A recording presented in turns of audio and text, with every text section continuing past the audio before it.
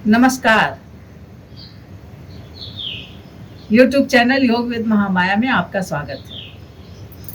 आज मैं आपको प्राणायामों को किस क्रम में करें, पहले कौन प्राणायाम करें, उसके बाद कौन करें, उसके बाद कौन करें, अंत में कौन करें, इसके बारे में बताने वाली हूँ।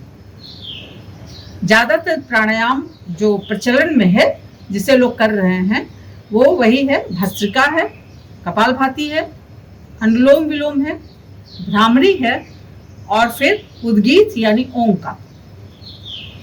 इसके अतिरिक्त जिनको भी और दूसरे प्राणायाम करते हैं, जैसे कुछ लोग उज्जयी करते हैं, कुछ लोग आपको उद्गीत करते हैं, ये समवेत करते हैं। तो इस तरीके से कुछ भी और अतिरिक्त जो प्राणायाम आप करते हैं, तो उस प्राणायाम को भी उसी बीच में लोग शामिल कर लेते हैं। शुरुआत हमेशा भस्त्रिका से करते हैं।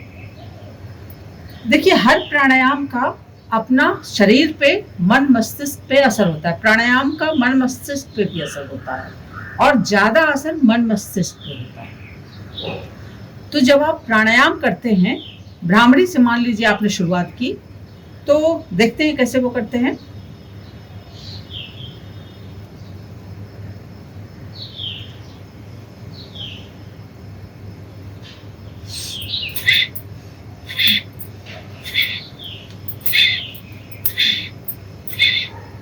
देखिए, जब आप भस्त्रिका करते हैं, सांसों को तीव्र गति से लेते हैं और तीव्र गति से छोड़ते हैं। ये तीव्र गति से सांस लेने और छोड़ने की वजह से, चाहे बिना इसके की करें, बिना हाथ के, ये हाथ तो थोड़ा सा आसानी की वजह से होता है।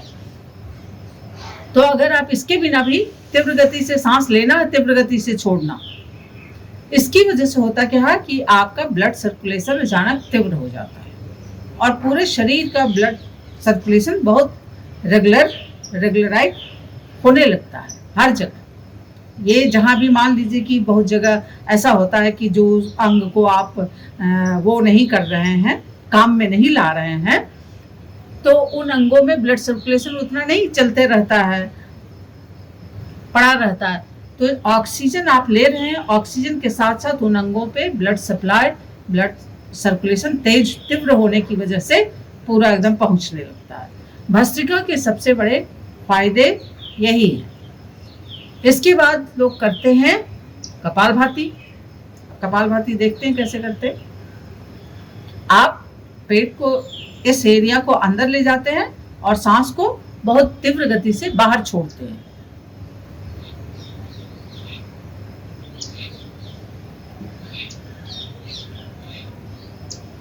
तीव्र गति से पेट अंदर जाएगा और सांस बाहर जाएगी। कपालभाति के ये भी तीव्र गति, सांस का तीव्र गति का प्रयोग है। तो जब आप कपालभाति भी करते हैं तो भी सांस तीव्र गति से हो जाता है और ये ब्लड सर्कुलेशन को ये भी बहुत तेज कर देता है। और दूसरा, इसी की वजह से बहुत सारे इसके कपालभाति के फायदे हैं, जो आपको पूरा इस एरिया को आप प्रभावित करता है। यानी कि आपके पाचन क्रिया से लेके, पैन क्रिया से लेके, किडनी से लेके, ये जो तमाम लीवर से लेके, ये सब पे बहुत फायदेमंद है और कमर पे भी बहुत फायदेमंद है, बैक पोर्शन पे भी। तो इसलिए लोग कपालभाति करते हैं। और तीव्र गति से जब आप सांस छोड़ते हैं तो उसका सांस की नलिका पे भी असर पड़ता है। तो वहाँ जो भी कंजक्शन है, जिनको अस्थमैटिक होते हैं, उनके लिए ये बहुत फायदेमंद होता है। जब आप सांस को तीव्र गति से बाहर फेंकते हैं तो सांस की नली पूरा क्लियर होने लगती है, तो उसमें जो भी कंजक्शन होता है वो निकल जाता है, जो इन्फेक्शन होता है वो खत्म हो जाता है, तो सांस की नली ठीक हो जाती है। इन्फेक्शन की वजह से जो फूल जाता है सांस की नली, तो अस्थमैटिक वो अटैक वालों को जब अटैक पड़ता है तो वो बहुत दिक्कत होती है उनको सांस लेने में, इसी वजह से। तो वो सारे पे भी असर होता है। और सबसे ज्यादा कपालभाति का असर मस्तिष्क पे होता है। आप कपालभाति करते हैं तो उसका दिमाग पे, ब्रेन पे, चूंकि तीव्र गति से वो जो सांस आती जाती है, वो ब्रेन में ब्लड सर्कुलेशन बहुत तीव्र करता है, तो ब्रेन पे भी उसका बहुत ज्यादा असर होता है। इसी वजह से ये दोनों तीव्र गति के सांस के हैं, तीव्र गति के सांस वाले प्राणायाम है। इनका असर अलग होता है, लेकिन जब आप अनुलोम विलोम प्राणायाम पे आते हैं। अनुलोम विलोम प्राणायाम कैसे करते हैं? ये योग मुद्रा, दोनों उंगलियों को आपने नीचे किया, एक नाक को इससे बंद करेंगे, एक नाक को इससे बंद करेंगे। बाईं नासिका से आपने धीरे धीरे सांस लिया, दाहिनी नासिका से आपने धीरे धीरे सांस छोड़ा, दाहिनी नासिका से धीरे धीरे सांस लिया, फिर आपने बाईं नासिका से धीरे धीरे सांस छोड़ा। एक बार और देख लेते हैं। बाईं नासिका से आप धीरे धीरे सांस भरते हैं, जितना भी भर सकते हैं। फिर दाहिनी नासिका से आप धीरे धीरे सांस छोड़ते हैं, फिर दाहिनी नासिका से आप धीरे धीरे सांस लेते हैं, और फिर बाईं नासिका से आप धीरे धीरे सांस छोड़ते हैं। यानी एक से लिया, दूसरे से छोड़ा, फिर उसी से लिया, और फिर पहले वाले से छोड़ा। तो ये है अनुलोम विलोम प्राणायाम। अनुलोम विलोम प्राणायाम के बहुत फायदे हैं। ये सबसे ज़्यादा आपके मस्तिष्क को शांत करता है।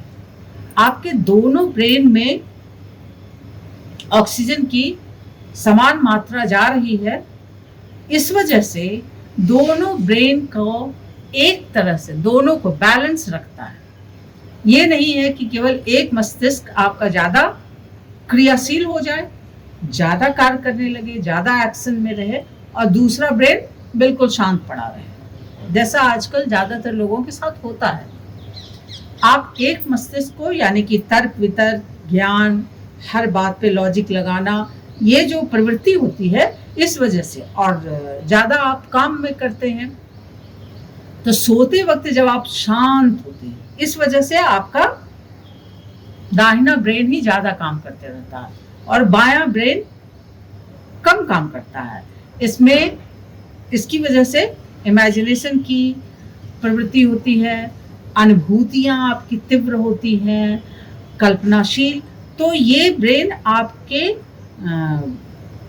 अनुभूतियों पे काम करता है, एक विचार पे काम करता है। तो दोनों में बैलेंस बनाना बहुत आवश्यक है। योग बैलेंस आपके जीवन में बैलेंस लेके आता है।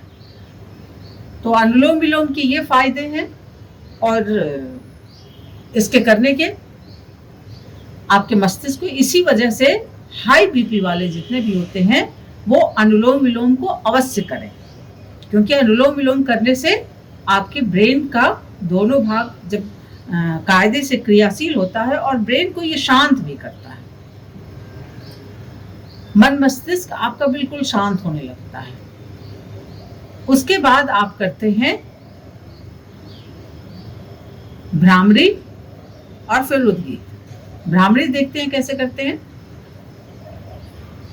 आप सांस भर लेते हैं और सांसों को छोड़ते हुए एक आवाज निकालते हैं। एक आवाज यानी कि जब आप सांस को इस एरिया से छोड़ते हैं, नाक के ऊपरी हिस्से से, तो वो एक गूंज पैदा करता है, एक वाइब्रेशन पैदा करता है वहां पे, इस एरिया पे। यानी इस एरिया पे, ये आज्ञा चक्र का एरिया है।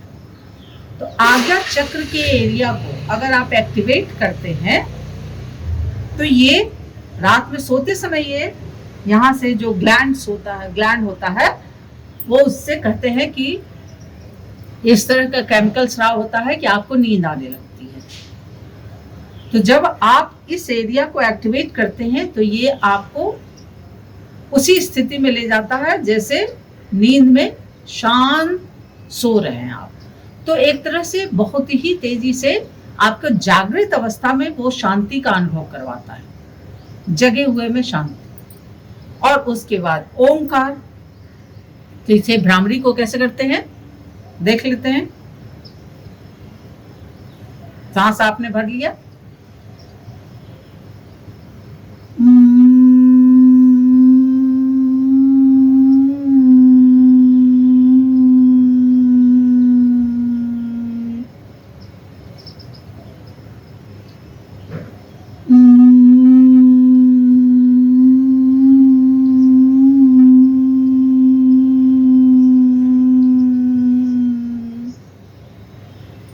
कुछ लोग भ्रामरी को ऐसे भी करते हैं।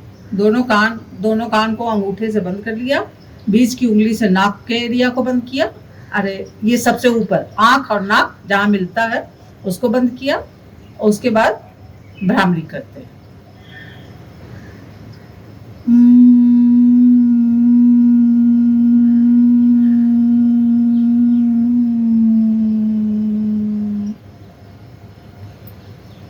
जब आप सारे छिद्रों को बंद कर लेते हैं तो सारे छिद्रों को बंद करने के कारण ये जो वाइब्रेशन पैदा होता है तो इसका ज़्यादा असर भी होता है, लेकिन इसीलिए इसे 3 बार से ज़्यादा नहीं करना चाहिए।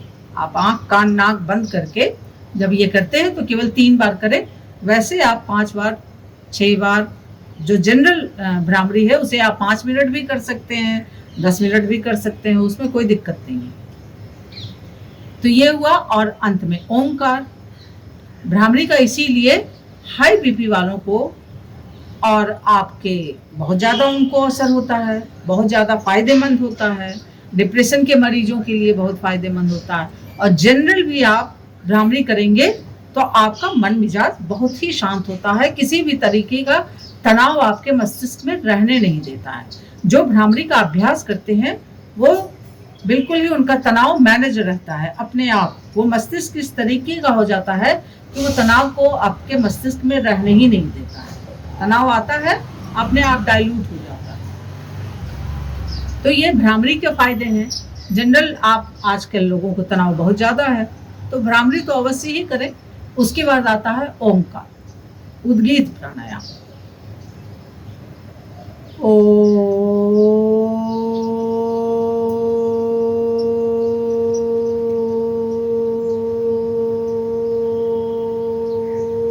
कि जब भी आप ओंकार करें आपका ध्यान बिल्कुल ओंकार की ध्वनि पे होना चाहिए।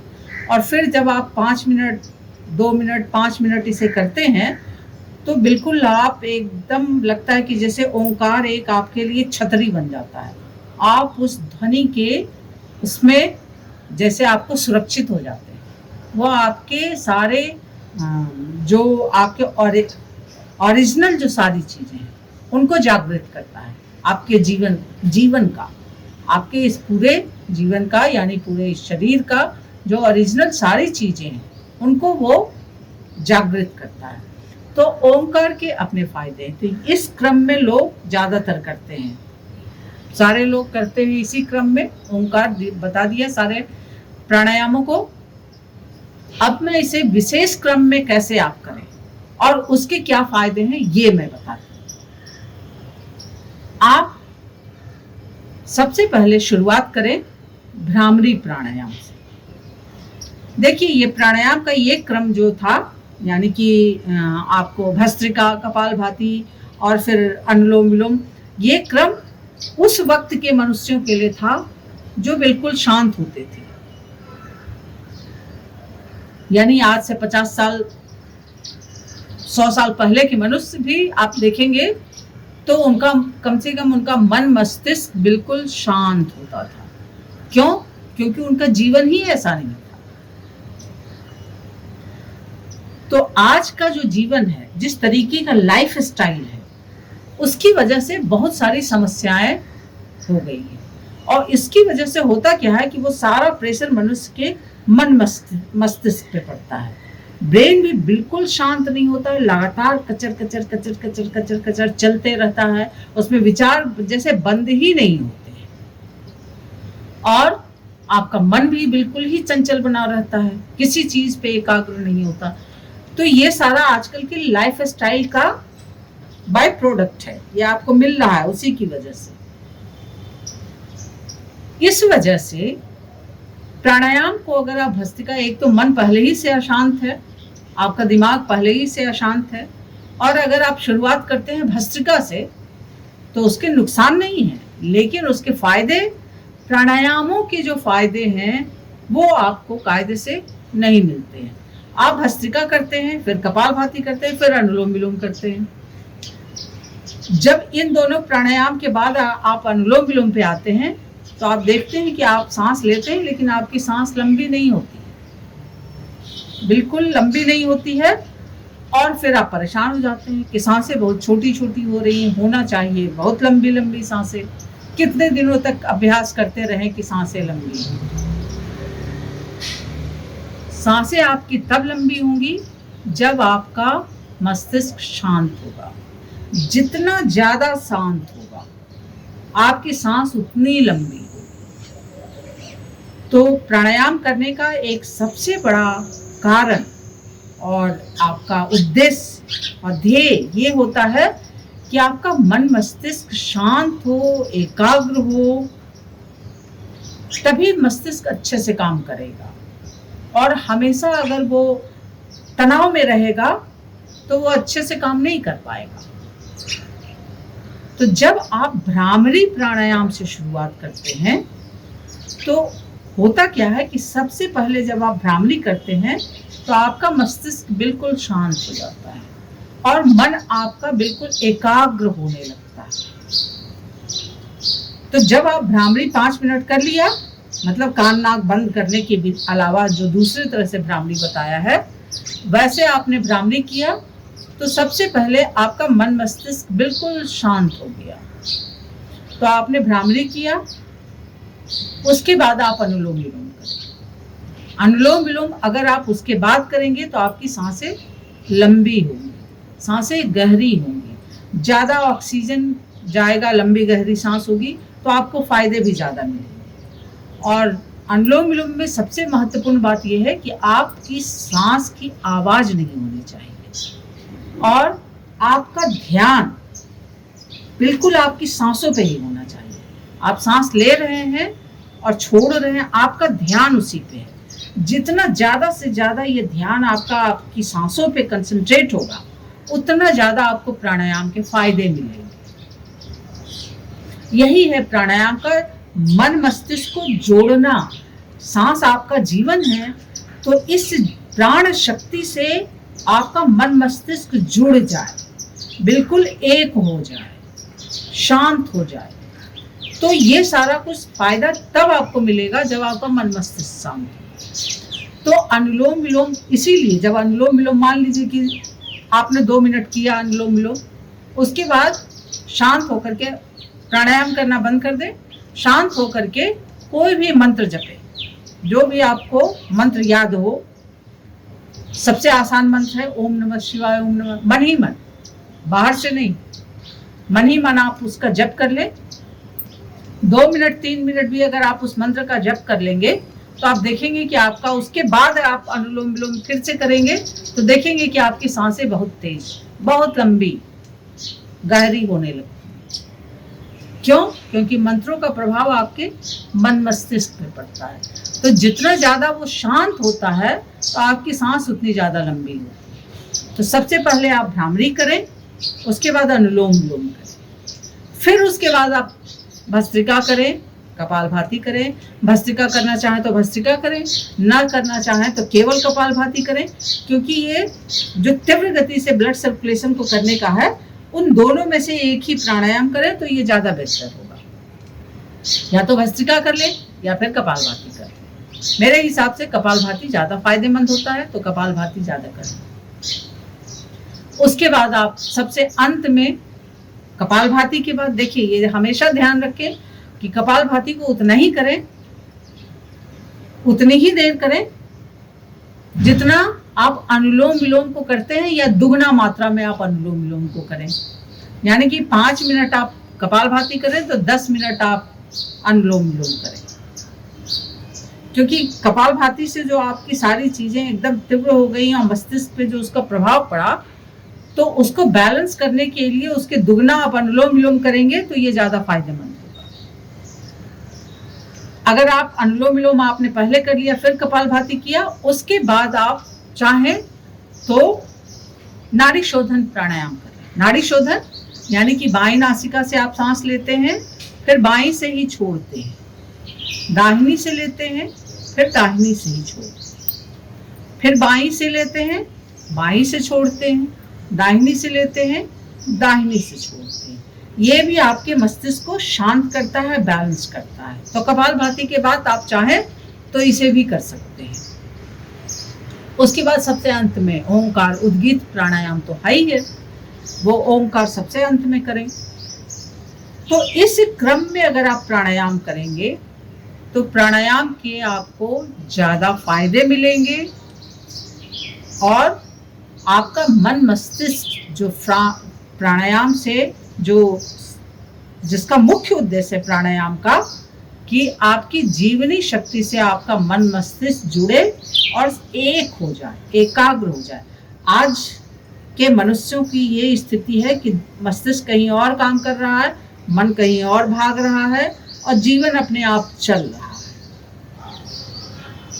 तो प्राणायाम करने के सबसे बड़े फायदे हैं कि ये सब एक, कहते हैं ना, एक पेज पे आना, तो एक पेज पे ये तीनों चीज आते हैं प्राणायाम से। प्राणायाम से मन, मस्तिष्क और ये जीवनी शक्ति जो शरीर आपका चल रहा है, ये सब एक हो जाते हैं। जब एक हो जाते हैं तो आप धीरे धीरे स्व में स्थित होने लगते हैं। स्थित यानी रहना, स्व यानी कि ये आपका जीवन, तो आप स्वस्थ होने लगते हैं। स्व में स्थित होने लगते हैं तो स्वस्थ होने लगते हैं।